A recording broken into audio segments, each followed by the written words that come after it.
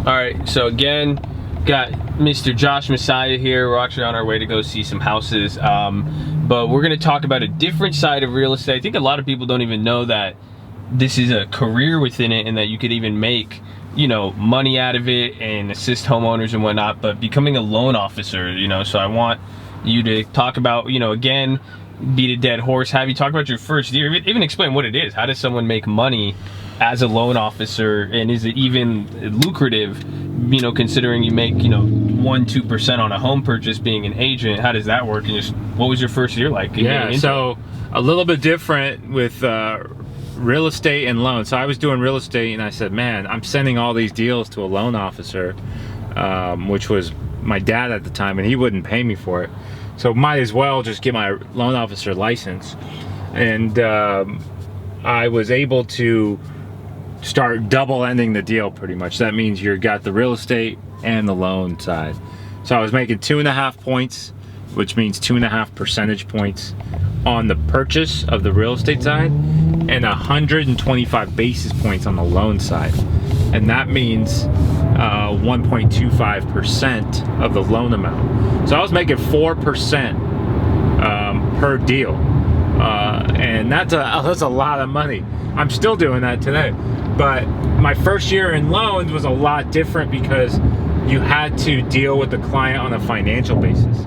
When you're just a real estate agent, you don't care about how much they make, their paperwork, anything like that.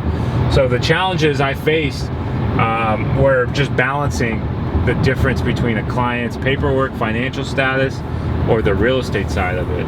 That's kind of where I had some issues with the actual loan officer side.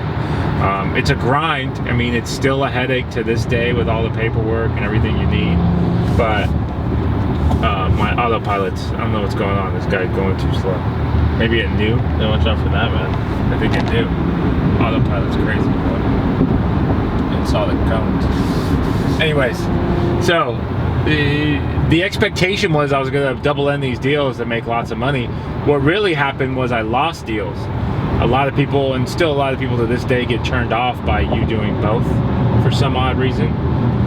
But at the same time, we still do it. We gain the trust, but a lot of people did not like the fact that I did both back in 2010, 11, 12. It was just a tough time for people, and they didn't realize it was legal to do both. That was the funny part. But it is legal. You could do both now. You just have to get licensed for each one. But the realistic part of it is you still have to have a lead source. You can't go out there and not have any leads.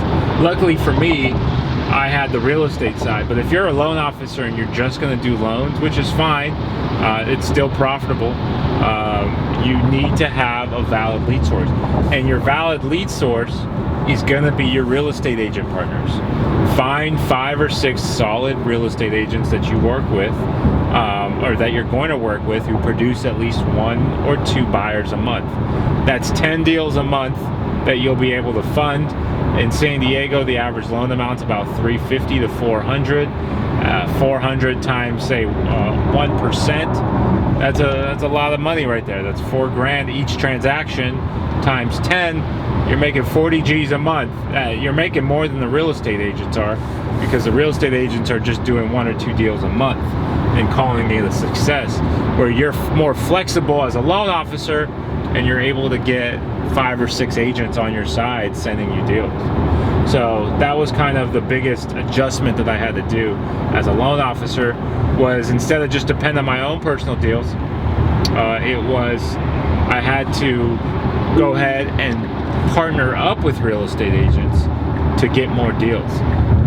That was a cool part of my transition, and I was able to recruit more, make more money. Everyone was happy, so it was a good time during that transition. I guess, what was something unexpected though, beyond, you know, people kind of getting turned off by it? What was another thing that you didn't kind of see? How volatile the rates are. The rates adjust every single day. If you guys don't know this, interest rates move up and down every second of the day pretty much, except on weekends, obviously, when the market is closed. But every day the markets would shift. So one day the rates would be, say, 4%, just for example, and the next day they would be 8%. Not that high, but it'd be like 4.5%, and you'd lose deals that way. So I was never fully, I still am never fully prepared for those times when the market moves. We just had a huge market shift just last 6 months. They went from 3.5% to 5%, and that disqualified a lot of people. So you, as a loan officer, it's just really hard to predict what home prices are going to do and interest rates. So it's kind of one of those. So you're more at the mercy of the market than the agent would be. Yeah, the agent is at the mercy of just the lead sources he's getting. The loan officer is at the mercy of the market every single day. And it's just something too, I think people don't understand it as much maybe when it comes to, you know, if you're telling a client, hey, you can't do this, or this is what it's like, it's kind of harder for them to understand or accept sometimes. Maybe. You might be right. I think people don't understand that the market moves. Is that your question? They just, yeah. I mean, it's easier to understand, okay, you know, you can't afford this house, it's out of your price range. Yeah, versus, you don't qualify, you have bad credit, versus, hey, the interest rates just moved and now you don't qualify. Or now you have to pay $300 more. Yeah, exactly. That is a tough part, because people just anticipate being, I don't know where this open house is. It's, hey man, distressed properties out in the middle of nowhere. Where are we? We're in Escondido, California. Where's the map at? Escondido, California. There's some new houses that were just built around here. It's kind of a cool neighborhood, at least. This vacant lot right here, I'm sure you can make some money off. All right, well, we'll end it there so we can find this place, and we'll go from there. All right, cool.